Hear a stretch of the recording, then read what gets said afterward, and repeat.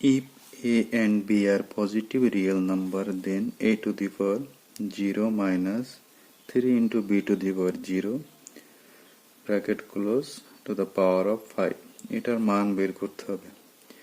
এখন আমরা জানি সূচকের নিয়ম অনুসারে কোনো কিছুর উপর পাওয়ার যদি 0 থাকে তাহলে এর মানটা হয় 1। তাহলে a to the power 0 এর মান আমরা লিখতে পারি 1 মাইনাস 3 রেখে দিলাম। একইভাবে b এর পরে পাওয়ার আছে 0, তাহলে এটার মানও আমরা লিখতে পারি 1 ব্র্যাকেট ক্লোজ পাওয়ার 5। এখন এটার ক্যালকুলেশন করি। 3 কে 3 পাওয়ারটা রেখে দিলাম। এটা -3, 1 থেকে -3 বাদ দিলে হয় -2 পাওয়ার 5।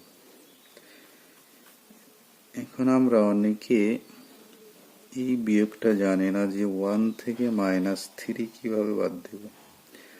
দেখুন, আমরা এটাকে যদি 0, এই পাশে 1,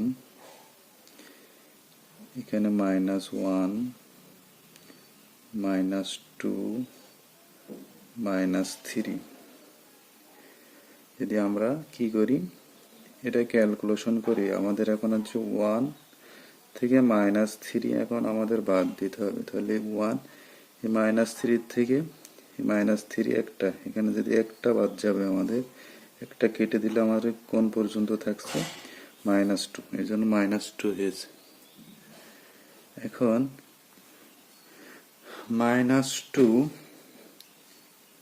এর উপরে বেয়ে যাচ্ছে 5, এর পাওয়ার আছে 5, তাহলে আমরা 2 কে 5 বার গুণ করব এভাবে।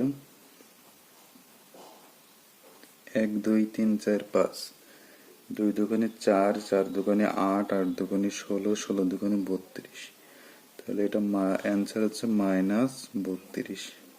ঠিক আছে, যেহেতু মাইনাসটা আমরা রাখলাম বেজোড় সংখ্যার প্রত্যেকটার আগে মাইনাস আছে, তাইলে বিজোড়।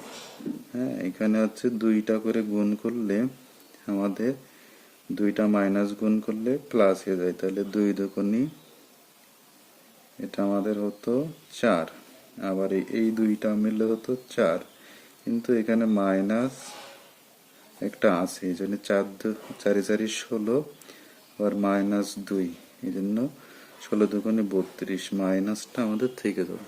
এটাই অ্যান্সার।